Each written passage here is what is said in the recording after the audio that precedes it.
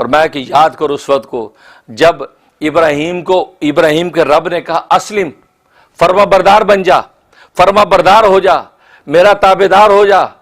तो फरमाया काला अस्लमतु लिरब्बिल आलमीन, तो वो कहने लगा कि अस्लमतु लिरब्बिल आलमीन, मैं फर्मा बरदार हो चुका अपने रब्बुल आलमीन का।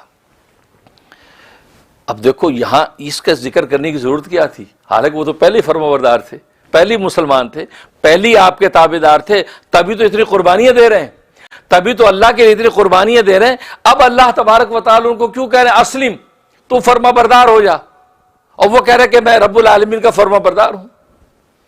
तो क्या बात है, असल में अल्लाह तबारक व तआला ये बतलाना चाहते हैं कि इताअत का आलम, वफा का आलम यह है कि उन्होंने पलट के अल्लाह से ये नहीं कहा कि अल्लाह मियाँ क्या बात कर रहे हैं, मैं तो आपका पहले से फर्मा बरदार हूं, मैं तो आपका ताबेदार हूं, इस ताबेदारी की वजह से इतनी कुर्बानियां दी हैं, नमरूद की आग में जला, तौहीद का परचम उठाया और बुतों को मैंने तोड़ा, तो मैंने सारे मुजाहिदे बर्दाश्त किए, मैं तो पहले से आपका फर्मा बरदार हूं, आप ये क्या बात कर रहे हैं।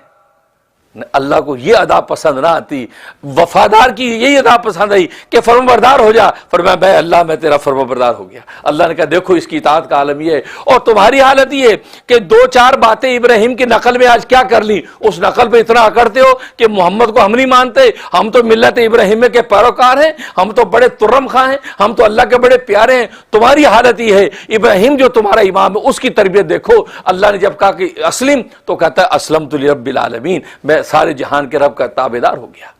उससे पलट के नहीं बोला कि जी मैं तो पहले से गोया कि आपको मेरी ताबेदारी पे शक है।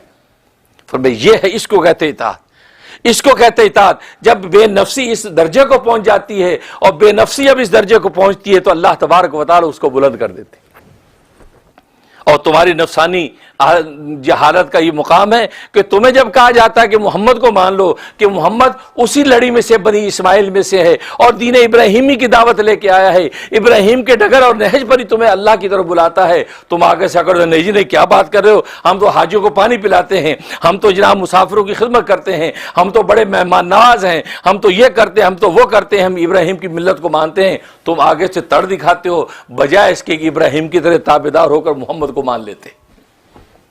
तो इसलिए यहां फरमाया कि वह क़ाल रब्बु अस्लिम, जब याद करो उस वक्त को जब कहा इब्राहिम को उसके रब ने अस्लिम, तो फर्मा बरदार हो जा। क़ाला अस्लमतु लिरब्बिल आलमीन, मैं तो सारे जहानों के रब का फर्मा बरदार हूं, मैं ताबेदारी का दामन थामता हूं। और यहां रब्बिल आलमीन कहा, इशारा इस बात की तरफ कर दिया कि तुम बुतों को जो पूछते हो, एक को कहते हमारे रिज़्क़ रोटी का बुत, एक हमारी तिजारत का बुत, एक हमारी शादी ब्याह का बुत, एक हमारी जंगो जिदाल का बुत, एक हमारी फतह शिकस्त का बुत, एक बीमारी और सेहत का बुत, ये तुमने इतने बुत बना रखे हैं, ये इनकी हकीकत नहीं। असल में रब्बुल आलमीन जो सारे जहानों का रब है, उन बुतों का भी वही रब है। यही बुत कल रोज़े क़यामत में साफ कह देंगे कि हमें तो पता नहीं कि तुम लोगों ने हमारी पूजा पाठ की है, हम क्या जाने तुम्हारी पूजा पाठ, हम तो अल्लाह के सामने बरी होने का इजहार करते हैं, हम नहीं तुम्हारी बात को जानते। तो ये बुत इनकार कर देंगे, क्योंकि जिस पत्थर के बुत बनाए वो पत्थरों का खालिक भी तो अल्लाह ही है।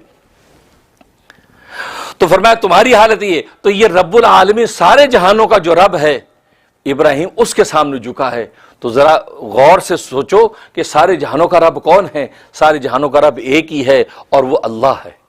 बस उस अल्लाह के सामने झुक जाओ, वही तुम्हारे शादी निकाह और तुम्हारी तिजारत, रिज़्क़ और फतह शिकस्त, बीमारी, हर चीज़ का रब वही एक तुम्हारा अल्लाह है, और वही तुम्हें अता करता है, वही तुम्हें नवाजता है। खैर और शर के सारे खजाने उसी की तरफ से आते हैं। तुम उसी के आगे अपनी झोली फैलाओगे तो अल्लाह तबारक व तआला उस झोली को अपनी मंशा के मुताबिक भर देते हैं।